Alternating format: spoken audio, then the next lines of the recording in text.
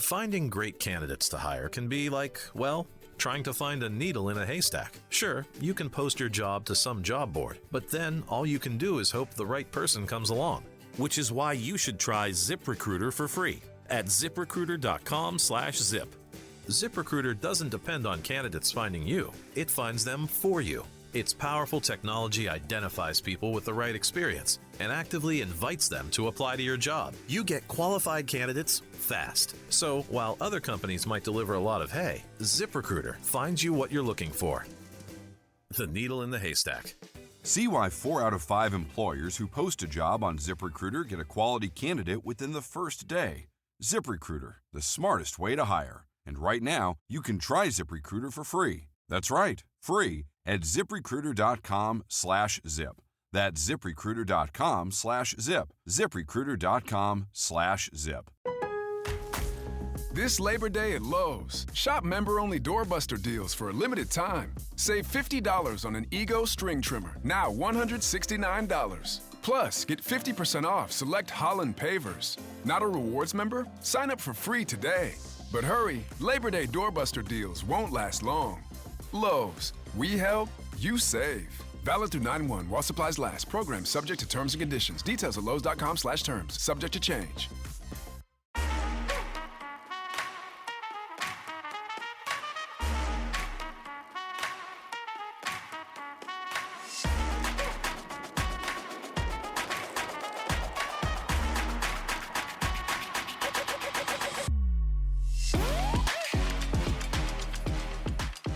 Hello, everybody, and welcome to another episode of Attack the Baseline, a WNBA podcast where every episode we attack our baseline knowledge of the WNBA. We're your hosts, John and Kristen Barber, and today we are back to talk about, I would say, the red-hot Atlanta Dream if there wasn't another team that was also red-hot in the Las Vegas Aces. But we're here to talk about the Atlanta Dream, a team that I'm excited to talk about, a lot of players that I think are fun to talk about, and we're going to do a thought experiment about the standings and where we think everything's going to end up at the end of the year with 7 to 10 games to play for some of these teams. And I'm excited to get into all of it. But before we do, Kristen, how are you on this lovely Sunday afternoon? I'm great. About to start the school year, which is exciting. It'll be nice to see all the kids again. Whatever happened to school? Like, why are we doing the school year in the middle of August? It's the end. But wait until after Labor Day. I feel like everything's pushed up now. Everything's crazy now. Sorry. Okay. That's my rant. But yes, you're not excited. Have kids. You're excited. Yeah, we don't. But have this kids. doesn't affect us. But still. Okay. Well, I do want to share. I want to shout out my mom. My mom went to her first ever basketball game. Yes. A Liberty game a couple weeks ago when they played Minnesota. One of the times they played Minnesota. Heck of a game. She went with some of her coworkers and she didn't know what to expect, but she had a great time. She said it was so fun. And then she texted me a couple of days later and said, I'm watching the Liberty on TV. That's it. She's a fan now. There you go. We love making new fans. After the championship run, she's in at maybe the wrong time, but it's okay. Never a bad time. And my sister, shout out to my sister Danielle, who's been helping us make our TikToks. She is also going to her first Liberty game tomorrow on Monday when you all are hearing this. So everyone else is going to games without us. It would be nice to get an invite. Yeah, what the heck is that? What's the deal? But it's fine. But it looks like we're going to be surrounded by some Liberty fans now. An increased number of Liberty fans. Well, they live in New York. Yeah, it's understandable. Yeah. That doesn't mean that Liberty is our team. However, we do have obviously things that we love about the Liberty, as we've already talked about them. But they're on the struggle bus right now. They've been on the struggle bus, but not really by any problems of their own, by the injury bug that has basically destroyed the WNBA. We talked about it last week. Injuries are up every day. I feel like we're finding out another player is done for the rest of the year. The most recent case of that, JJ Quinterly today, out for the rest of the year with another ACL sprain. It's just ACL. Doesn't matter if it's right or left. It is all over the place. The knees are struggling to close out this season. So I wishing the best to all of our players that are struggling with injury, hoping that, for those teams that are going into the playoff hunt, that they can get their teams back to as close to 100% so we can get some real honest matchups in this postseason, because it's going to be a very exciting one. Before we talk about the standings and where we kind of foresee things going to end the season here, I just want to say, if you want to reach out to us and send us an email, you can do so at our email, attackthebaseline@gmail.com. Connect with us on Bluesky, Instagram, TikTok at ATBPod.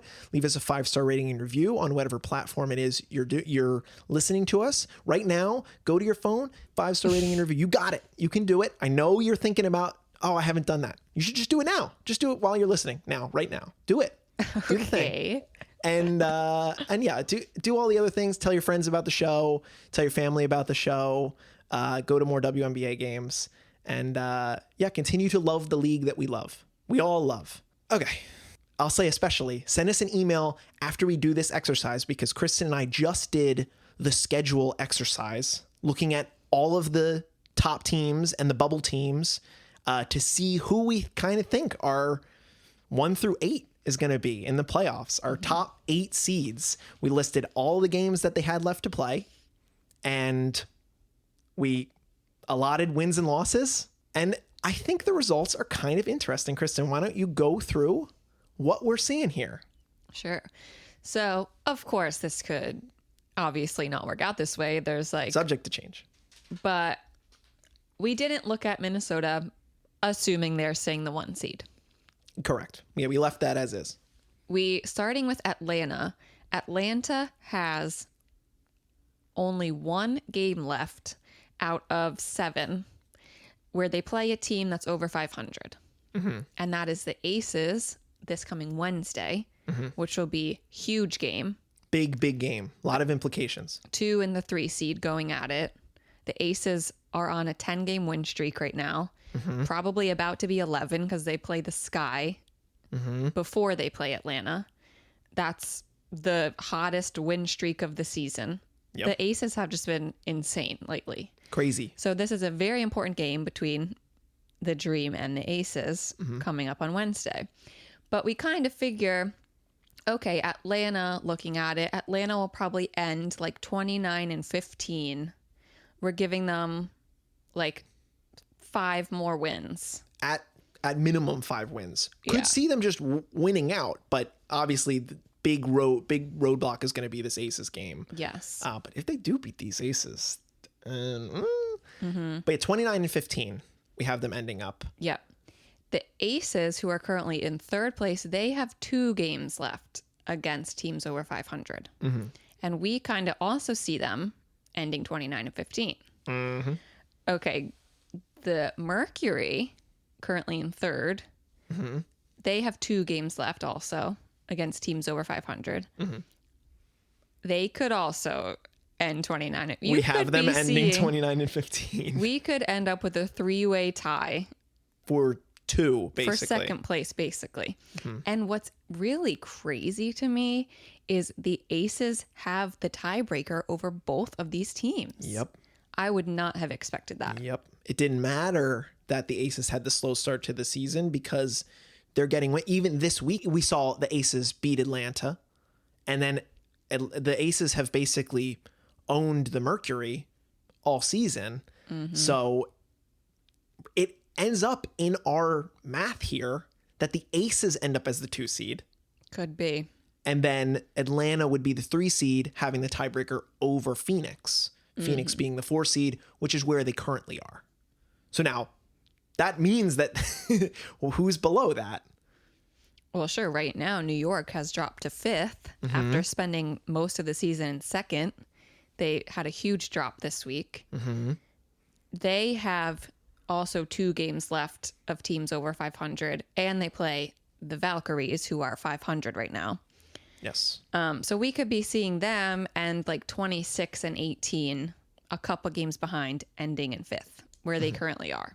6th, 7th, and 8th might also be shaken up a little bit because right now it's Indiana, Seattle, Golden State. Right. But Indiana has a bit of a tough schedule. They play Minnesota twice, they play Seattle, they play Phoenix, and they play Golden State. Yeah. So they have 4 games over 500 and Golden State. They could be ending really around 500, we think, 22 and 22. It's tough. It's tough to consider.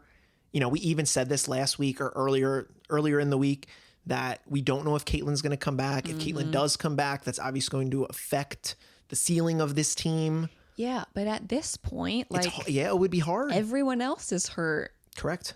So, of course, Caitlin coming back would impact, but I don't know if it's going to help them win 2 games against Minnesota. Right. So, we'll see about Indiana. We have them dropping to 8th. Yes. In the final standings, which moves Seattle and Golden State up 1, ending 6 and 7, respectively. Right. Seattle has 3 games for teams over 500, and Golden State actually has 5 games against teams over 500. However, a lot of them are at home in Golden State. Yes. And they are, I want to say, like, very hard to beat. One of the better home teams in the league. Yes. Valhalla knows how to show out for their obviously the biggest crowds showing out. So we kind of give Golden State some edge there in some of these games because they're like their season win total initially at the start of the season was 7.5, and they're already at 18. It's the best start by an expansion team in league history. They're just continuing to figure it out. They're continuing to get wins. They're built on a lot of players that give 150%. And you just kind of gotta say, oh, that's tough, especially for East Coast teams that have to go over there. Like, that's a massive edge for Golden State. So we're respecting how they have played, and we're giving them that 7 seed. Yeah. And then looking at the Sparks, who have just been on this playoff cusp for a while and have tried to push, but have lost some very important games lately. They lost last week to Washington. So considering Golden State's schedule, and Indiana's schedule with the injuries, I would say, okay, maybe the Sparks can really finally get into the playoffs. But the Sparks have, I think, the hardest schedule coming up. They play 7 of their last 9 against teams over 500. Yeah, it's pretty bad luck that they still have 9 to play here. Some of these other teams only have 7, 9, and 7 difficult games on those 9. So that is rough. I have been really rooting for the Sparks. And I do not think they will make it, and that's very unfortunate. But keep rebuilding. They're rebuilding. Yeah, I mean, so that's fine. And again, they could still absolutely surprise us. I feel pretty good about our 8 here. Now, thinking about Indiana falling out of the playoffs and the Sparks taking over them with a 2-game buffer here, as we see it in our exercise, wouldn't be the craziest thing in the world. I mean, it's very possible. Chicago beat New York this week. You never know. No. Especially that this season has been crazy. There have been a lot of good results. I just think that what's fascinating here because we didn't assume that it was going to be 3 teams tied for the second best record in the league. But this time last year, we were talking about who was going to make the 8th seed. It was like a 3-team race to decide who wanted the 8th. Remember, it was Atlanta, and it was Washington, and it was Chicago. Those 3 teams on the bubble, and then Atlanta, and then there was that wild last day that decided who was going to make the playoffs, and it ends up being Atlanta as the 8th seed, and then they get buzzsawed by New York. And now look at Atlanta now. They're way improved, vastly improved, and I'm excited to talk about them in a moment.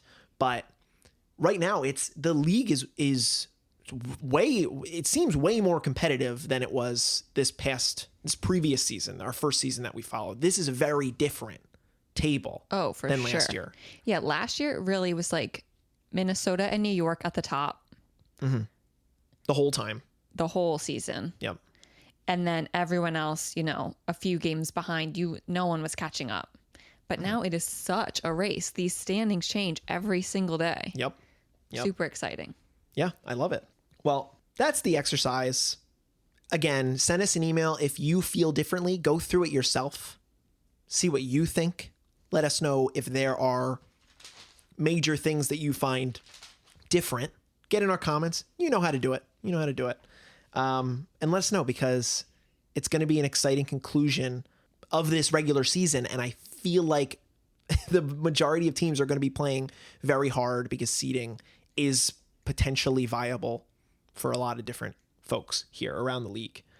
Did you know that driving under the influence of marijuana is illegal? That's right. Driving high can get you a DUI. And if you're wondering if law enforcement can tell when you're driving high, well, everyone else in your life can. Your friends can tell, your coworkers can tell, even your parents can tell. So what makes you think law enforcement can't tell? Well, they can. If you feel different, you drive different. Drive high, get a DUI. Paid for by NHTSA. Okay, so let's get into the team that is currently second in the league. The Atlanta Dream had a great week while we were watching. 3 wins, 1 loss, and the loss was only a 2-point loss to the aforementioned Las Vegas Aces.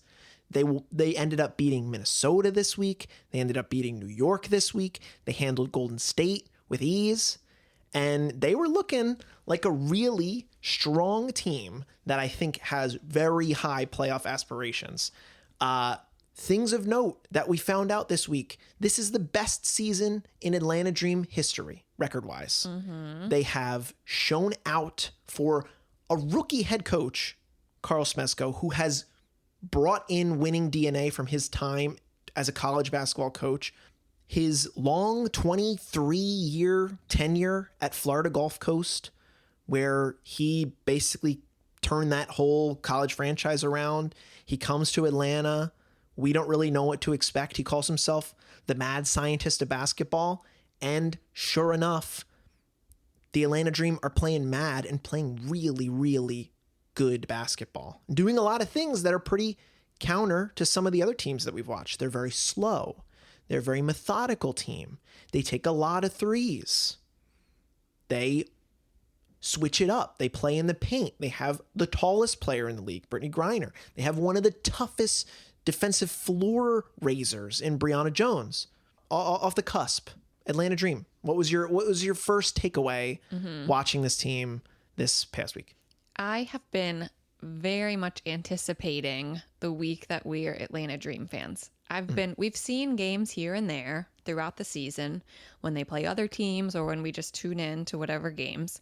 But this week we really studied them, and I love this team. Mm-hmm. It has your favorite player, Allisha Gray. Mm-hmm. I will say one of my favorite players, Ryan Howard. Mm-hmm. They have an incredible rookie in Tahina Pau, which they hit on. Big hit. Big hit. And really are trusting her and are able to trust her now that Jordan Canada is hurt for the second time this season. Yep. Going off of that, I guess starting with that, this team, I think, has gone through a lot of injuries and has really overcome them. Yeah. Ryan Howard was out for a month. Mm-hmm. Jordan Canada has been out now. This is her second time out. Right. 2 major stints with injury. Hopefully she's going to be back soon. They say she is. Mm-hmm. But these bench players have really stepped it up. Yeah. Yeah. I wanted to, I'll talk about that off the top because I keep bringing this up as we're walking around thinking about the Dream ahead of recording this. Tahina Pau was the 18th overall pick in this year's draft. And I will say, mm-hmm. I think everyone expected her to be drafted higher than that. Mm-hmm. I think she really fell. Big time fall. Mm-hmm. But you look around, go take a look at the draft board. Nobody after her has a bigger role on their team outside of maybe JJ Quinterly, who we just mentioned earlier, is done for the season. And nobody has as much of an impact role on their team as Tahina Paopao. I mean, look at even the end of the first round. Like Sarah Ashley Barker, 9th overall pick. She's largely out of the rotation in LA.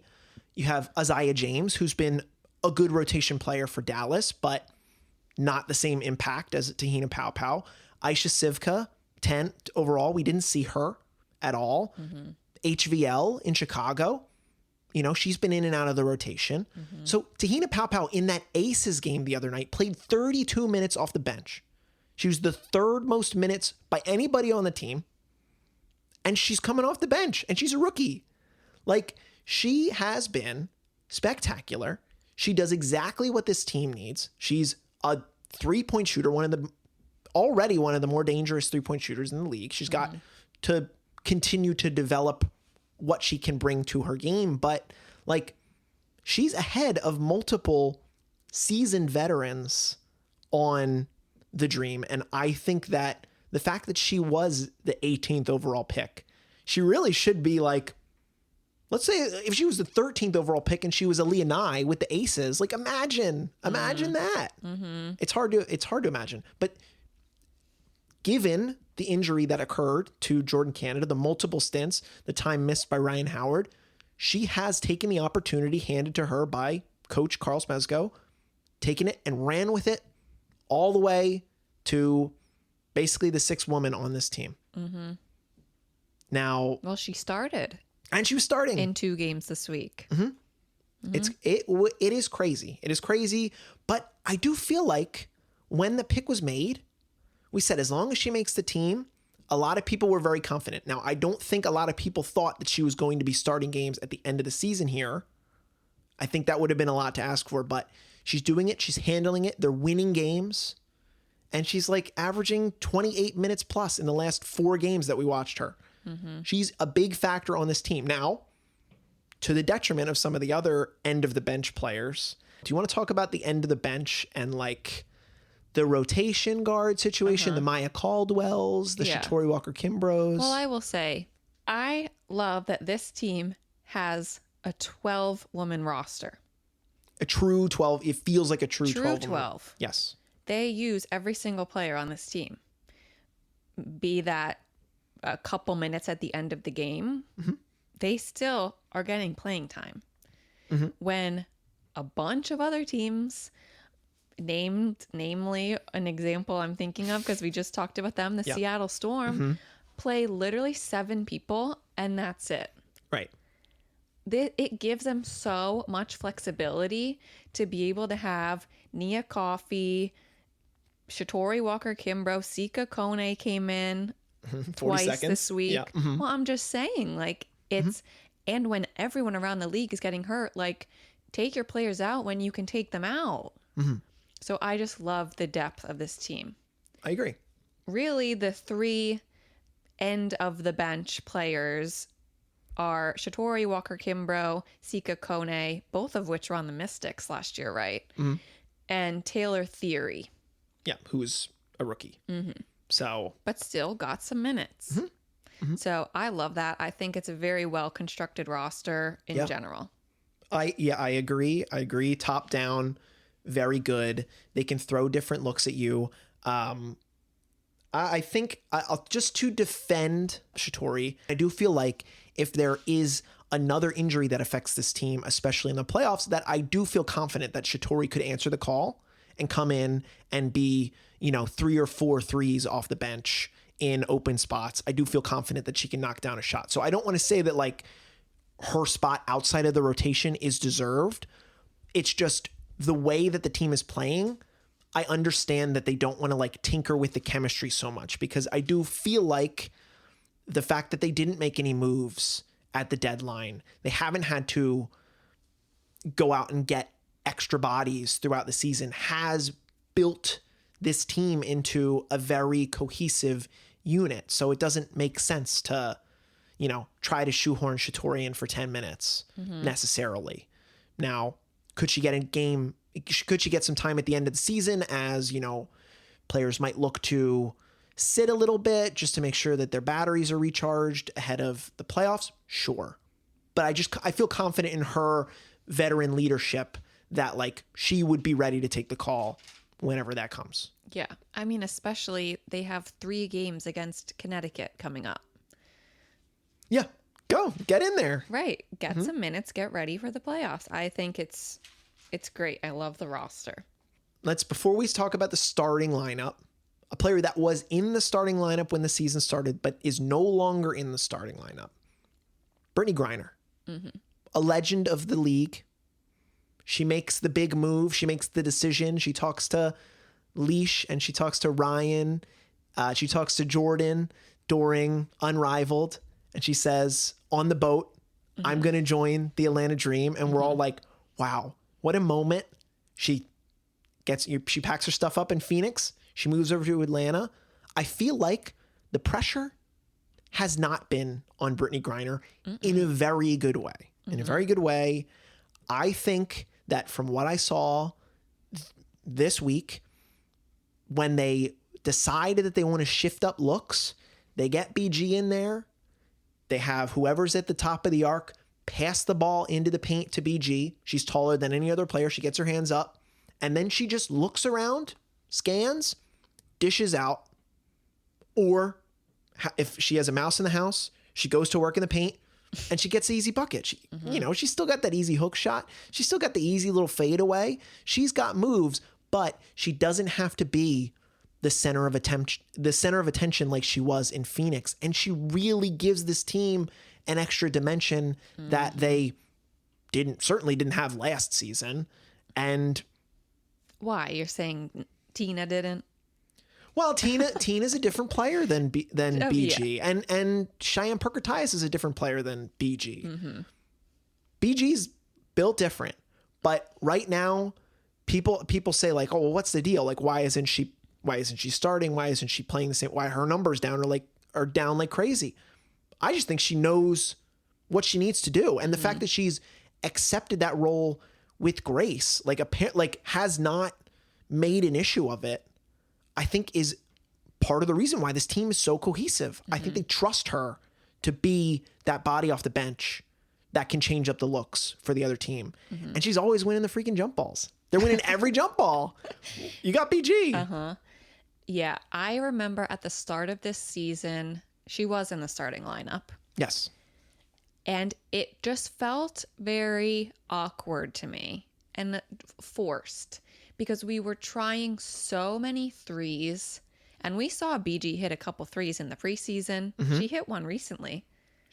I looked it up. She's like 5-17 on the season. She's just under 30%, something like that. And I definitely see the tactic to, if we can get BG to be a 3-point shooting threat, that changes the game. It just doesn't, we don't need to do that. No. There's so many other 3-point shooters on this team. BG has really found her role, and I think it's perfect. She comes in sometimes with Bree Jones, sometimes to relieve Bree Jones. Yep. And she's just obviously so good at guarding the rim. This team is the best rebounding team in the league. That obviously helps. We can talk about that more later.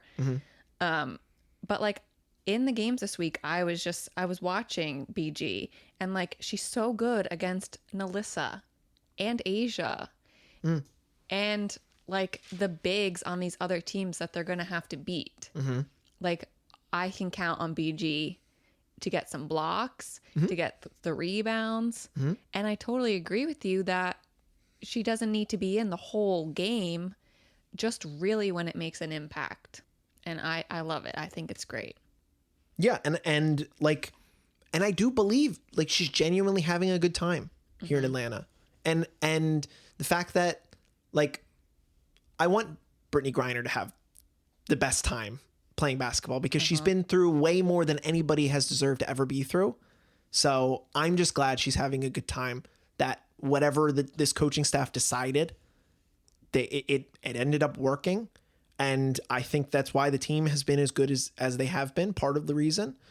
Yeah, I'm happy for Brittany Griner. And if we see her like turn on a second, like a demon mode in the playoffs, would not be shocked because I feel like she's been nice and and smooth throughout this season. And fortunately, she's been completely healthy. I think she was hurt a little. Mostly healthy, let's say. Of late. Couple knocks, but nothing major. Yeah. One other player that I want to point out that I want to give her some time to before we talk about the starting lineup, because we're going to have a lot to say about the starting lineup, is Maya Caldwell. Maya Caldwell, who, if I recall, was called. I feel like I'm saying call a lot. She was called on in the playoffs last season. Like, correct me if I'm wrong. I feel like they needed her because they needed an extra body. I don't remember the exact circumstance, but I remember seeing her for the first time kind of at the start of, or at the end of last season and a little bit in the postseason.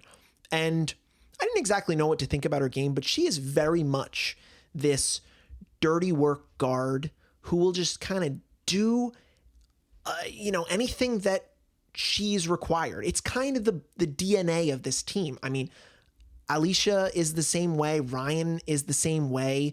She's like not afraid to go after a loose ball. She's a player that they can count on for 20 to 25 minutes off as one of the first bodies off the bench. And like, I just think she's tough. And, she's not going to blow you away any given nights. But like, just for example, if you're a guard and in this game against New York the other night, 7 points, 7 rebounds for a guard off of the bench. Mm-hmm. It's pretty quality stuff. She can get her hands on a lot of loose balls. This team is really quite good at getting their hands on a lot of loose balls. Yeah. But I just feel like super confident player that I've enjoyed watching, that I feel like is not a player that is brought up a ton because the starting lineup is kind of who you think, and then BG and then Pow. Maya Caldwell, I just think just deserves a minute of credit because she, like, that player, that extra guard, that first guard off the bench is incredibly important. And we see, like, if Maya Caldwell was on, say, Seattle, and they had her as an extra body, how much better would Seattle be? I think pretty decently better. Mm-hmm. Yeah, well, you brought up the rebounds again. This team is so good at getting rebounds. Yep. Especially offensive rebounds, giving the team second chances at getting points. A ton of them. You said that they're one of the slowest teams in the W. They brought that up against the Valkyries. They said the Dream and the Valkyries are the 2 slowest teams in the W. That surprised me. They're both the teams that shoot the most threes. But even being slow, when you can get so many more opportunities because you're getting rebounds, it doesn't matter if you're slow. Like, you're getting the possessions right back. Yeah. And it really was like, it was apparent to me how good, like, every single player on this team is at, like, just anticipating where the ball is going to go and, like, moving towards it. Like, that seems, like, obvious. But in these other games, like, especially against New York, like, it just made New York look like they weren't, like, even trying to get a rebound because everyone on the Dream just, like, anticipated how the ball was going to move after it hit the rim, and they went to go get it. Well, that's kind of part of the advantage of spacing the floor. When you're all spaced out, it gives you, as the offense, a little extra time to anticipate it, as opposed to, like, oh, let's say 2 people are guarding you in the paint. You put the ball up, you short rim it, or you go off the back of the rim. Then you have 2 defenders that are easily going to kind of gobble up the rebound, and then you got to get back. But with this style of play, they can get the bounce. And, like, to bring it back to Maya Caldwell, there was a moment where she absolutely bricks a 3 and just follows it up, goes right after the ball, gets the rebound, puts it back up, scores a 2 instead of a 3. They're trying so hard to do that. And there's all these other defenders around her that could have gotten that ball, and they didn't. It's a good way to play. I got to say, it's a great game plan, because they said in that game against New York, like, why is New York not trying to crash their own offensive glass? Because they're like trying to get back as if Atlanta's going to push pace, and Atlanta just doesn't push pace. They're a slow team. They're not getting out in transition. getting it. Like we said, they're getting their hands on ball. Like Allisha Gray is, known to make a steal or two and get a breakaway and an easy layup. But like, they're not hustle. Mm-hmm. They're taking their time. They're being methodical. There was a moment in that New York game. This was the perfect example of what they're trying to do in Atlanta. They got 3 offensive rebounds. It was midway through the first quarter of that game. Offensive rebound, kick out, miss 3, offensive rebound, kick out, and they make the 3. If you are the team defending that and you give up the 3 at the end, which is the offensive style that this team plays, that is absolutely debilitating.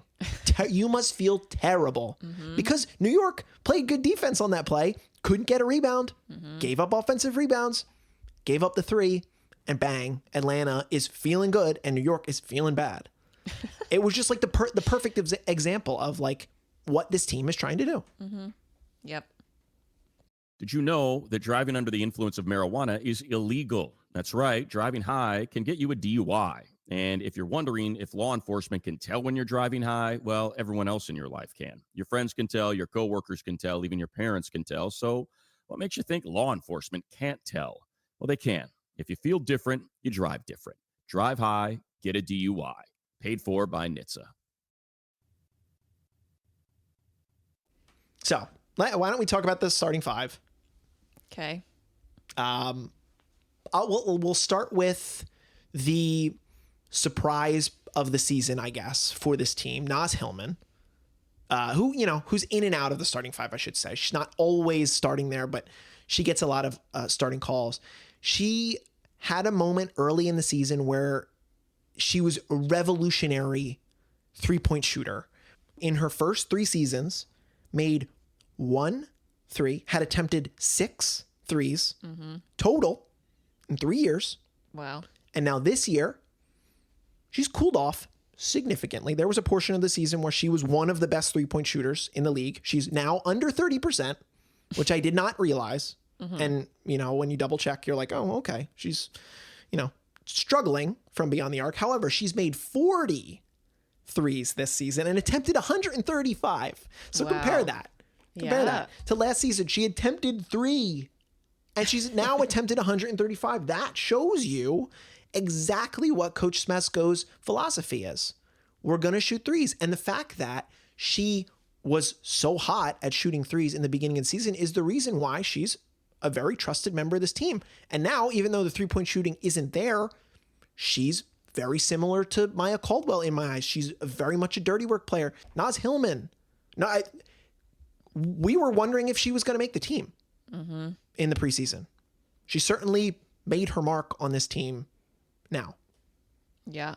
And something about, Carl Smesko's philosophy, Allisha Gray has said that she feels like she can just play this year more than she has before. She can make her own decisions and be more free on the court and just play and have fun.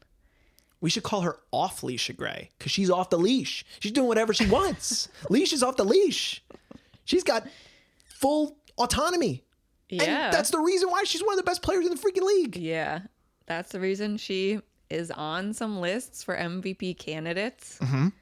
She's improved a lot since last year.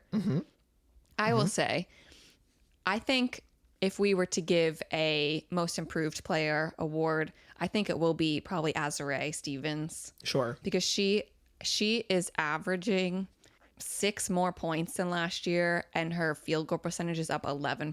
Azurá is just playing out of her mind. But Allisha has improved a lot. Yeah. Her field goal percentage is up 5%. Her 3-point percentage is up 5%. She's averaging 3.2 points more than last year. So she's just been going off, as you said. Yeah, off leash. And her rebounds are up. Her assists are up. She's so clearly, when you watch her play, one of the best players in the league. It's so obvious. And speak about a tough player. There were multiple times this week where she got knocked down hard, and you know, give her 2 seconds, she's back. She's not afraid of getting hurt. She throws on those goggles and she's ready to lock in. Like there were, I just want to go through some of the highlight moments for me this week from Leash because, you know, my favorite player. I feel like I deserve the opportunity to wax a little poetic here. Go ahead. Some of her like drive work, like obviously the 3-point shooting has been stellar and been much improved from her numbers last season. She's just under 40%. She's almost 50, 40, 80, not quite 90. She's a little tough. Like her free throw percentage is one of the knocks against her, but she's league average. But I feel like some of the like finger rolls and the finishing, I didn't necessarily think was there. Like I knew she's like a sniper. I always thought of her as this 3-point sniper, but she's a true, honest 3-level scorer. I don't think there's a better on-court chemistry, aside maybe AT and DB, than Ryan and Allisha. They're best friends. Best friends. Mm-hmm. They're always doing stuff together. They always make snack videos, but they always hate the snacks. they do always hate the snack. I'll one other moment that happened in that Lynx game was Dream down 6. Allisha goes up for the 3. Dejanay closing out, guards Allisha, ball goes in and 1, gives the team a 4-point swing. And then on the other side, Allisha block on Dejanay, go down the court, bangs another 3. It's like, do it all. Why don't you? Mm-hmm. Off Leisha. She's cooking. She is absolutely cooking. And I do feel so vindicated that I hitched my wagon to greatness. You did. I hitched it to greatness. I like, can't say enough good things. And really confident that she has what it takes to elevate, to raise her ceiling in the playoffs. I feel like she's going to be a playoff riser this season.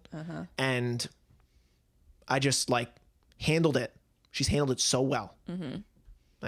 Anything else you want to say about Allisha? I feel like I talked for 45 minutes, but no, I don't need to say anything else about Allisha. I will say we can switch over to Ryan Howard. She was out for a long time with a knee injury.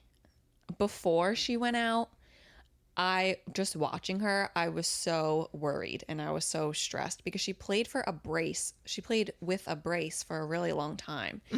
And like you could just tell that she was hurting. She was not as healthy as she could be.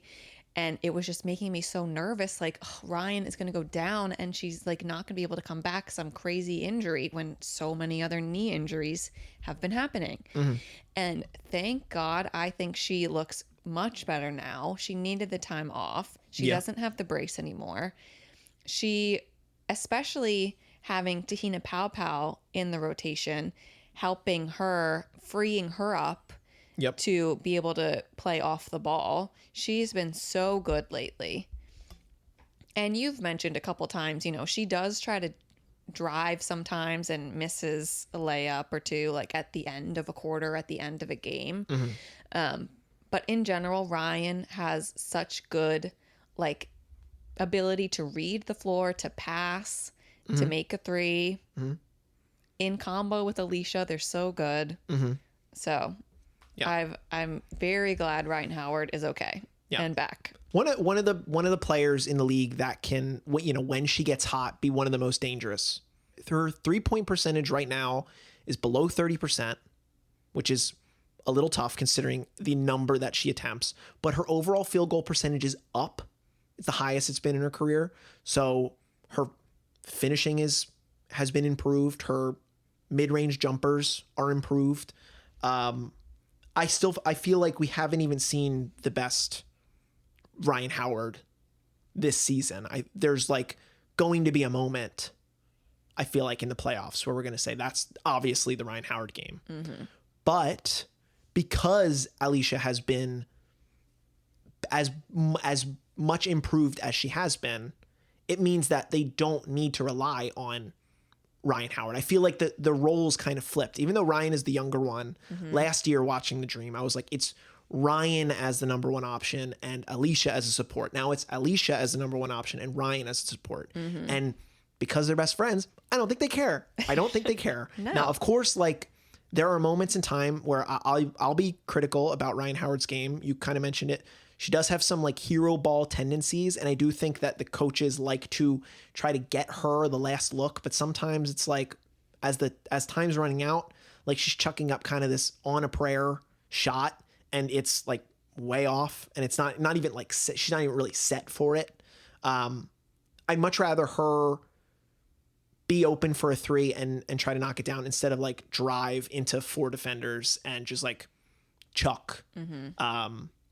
But, you know, she makes some of those shots sometimes. So like, I get it. We've seen the circus shots from Ryan Howard. But I just think there's another level that we could see for her, which I think would be very dangerous for any team that's going to play. If Ryan's on, if Allisha's on, watch out, because they could both pour 30 in and then you're cooked. Let's move on to Brianna Jones. Talk about Brianna Jones. Go ahead. Sure. I love Bree Jones on this team. I love how much she's not even that tall, but I love just how much like strength. Strong player. Yeah. And like how much energy she brings and how like fearless she is. Not afraid. No. She will go up against anybody and like be able to take them down. Yeah. I mean, third in the league in offensive rebounds. She's the biggest reason that this team is as good of an offensive rebounding team. Clearly they figured out that the Bree Jones lineups were the answer. They figured that out early in the season, and credit to the coaching staff for tinkering and saying, this is where we want to go. And we'll bring in BG as a rotational big there. Works out. Like you said, very strong. One of the players that I feel like impressed me maybe the most of anybody all season, because when we looked at that team last year in Connecticut and it was AT and Dewana and Bree, I feel like there were moments in time where we didn't really know what to make of Bree Jones' game. And as it turns out, there were moments where we were like, well, maybe AT is the reason that the pace is so slow because she's so deliberate in how she plays the game. No. In Connecticut last year. That's very much not the case, because we know watching the Mercury that they are a higher pace team. Yeah, the Mercury are one of the fastest teams this year. Right. So Alyssa Thomas was not the reason. No. The Sun were slow last year. I think a lot of it's because of Bree Jones. And she really knows how to set the pace of play well. Like, it's running through her. Even though she may not like touch the ball every single play, like she has the ability to control like what the other players are doing.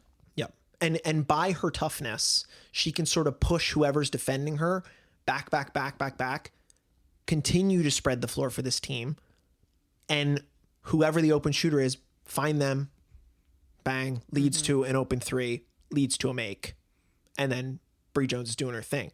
She can also pound the rock in the paint better than most players in the league. Like, I think her post game, when she's backing down a player, is probably she's maybe one of the most intimidating, if not the most intimidating player to see. If I'm defending her, like, oh, she's gonna take me out because she's gonna go work hard to get that basket.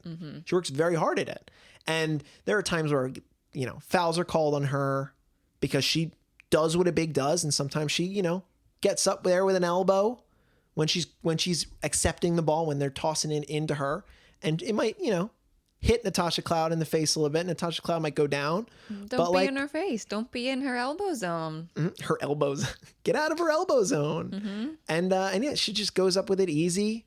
There was a moment when, you know, she had an open three opportunity and she missed it. Wouldn't say she's not your 3-point shooter. Correct. They tried that, but I think that like if they really need it when they go through these spells, like we mentioned, where they have moments in time where they just can't score, I think you could have much worse options than giving Bree Jones the ball and letting her work in the paint. Yeah. And I think kind of to conclude perhaps the Smesko ball approach, I do think they really tried at the beginning of this year to have every single player is going to be shooting a bunch of threes every game. Yep. Which like maybe that's what was working in college. I do think that's much more of a thing that you can do in college. It wasn't working really with BG and with Bree Jones. Understandably, Correct. They've never been 3-point shooters in their career, and they are tall and they're physical and they belong in the paint. Obviously, the 3-point, schemes help spread the floor.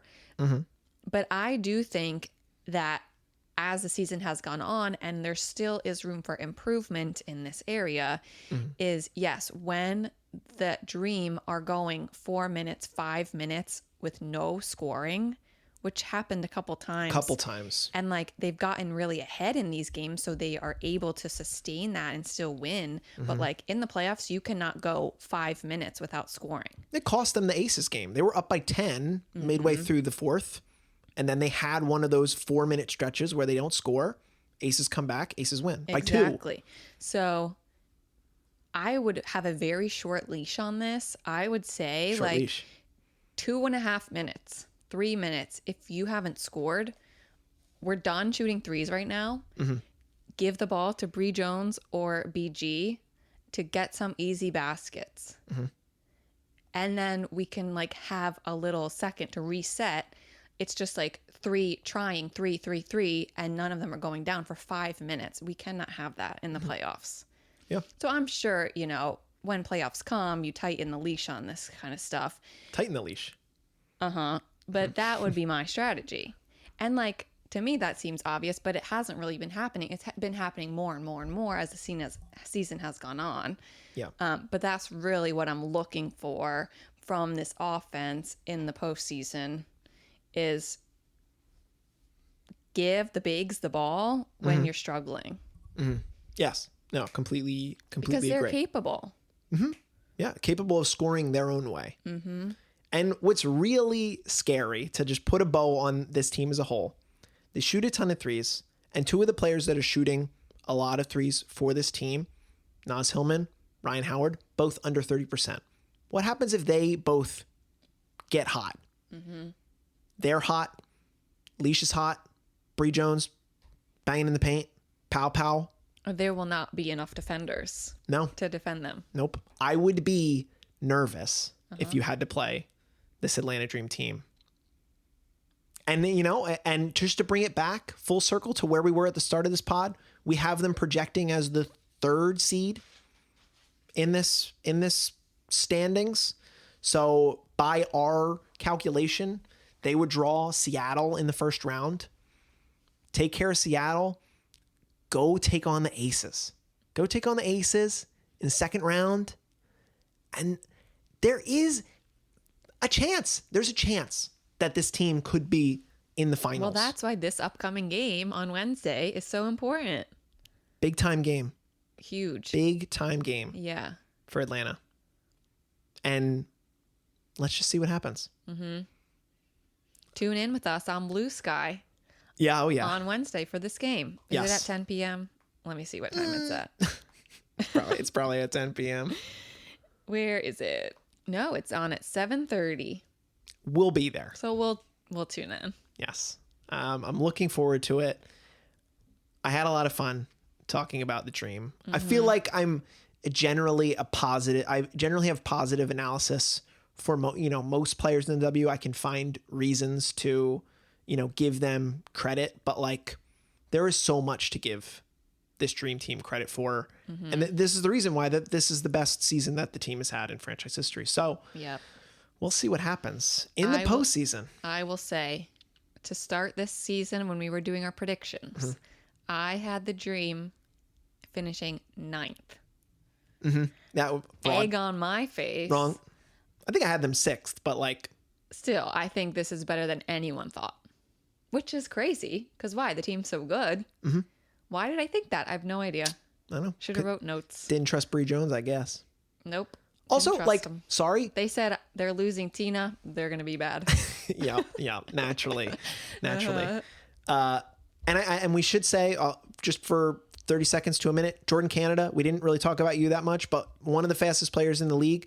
Imagine if she does come back healthy, the switch up that you're going to be able to do with Jordan Canada, just like get past the entire defense. Rangy, speedy player. Yes, it's good just passing. Some of everything. They can do some of everything. Yes. I'd be nervous if this team adds Jordan Canada too. She's not that hurt. She'll be back. No, I think she will be. She better be back because I picked her up on my fantasy team. All right, let's not talk about fantasy anymore. Let's wrap it up. Yes, let's wrap it up. That's going to do it for our episode on the Atlanta Dream. We got 2 more teams left to talk about in this regular season before we reach the playoffs. Next week, it's going to be the Indiana Fever. Yeah, we've really been holding off because we're like, okay, we want to watch Caitlin. And then it's just been downhill. Yeah. But we'll have fun. We're going to have a little podcast roundup. I think that will be the focus of next week because almost every single member of this Fever team has a podcast at this point. You're right. Just do a little roundup. And we'll see how that goes. Looking forward to that. And then we'll close out the season with the LA Sparks, who, depending, might be out of the playoff hunt, or they might be right there on the cusp. So we'll look forward to that as well. Again, if you want to send us an email, attackthebaseline@gmail.com. Connect with us on Bluesky, Instagram, TikTok at ATBPod. 5-star rating and review. Please, wherever you're at. Help us grow the show. Tell your friends, tell your family. Let them know why you love the W. And I think that's going to do it for our episode of the pod today. Kristen, I'm staring at the baseline. What are we going to do? Attack it. Attack the baseline. Thank you so much for listening. And we'll be back next week to talk about the Indiana Fever.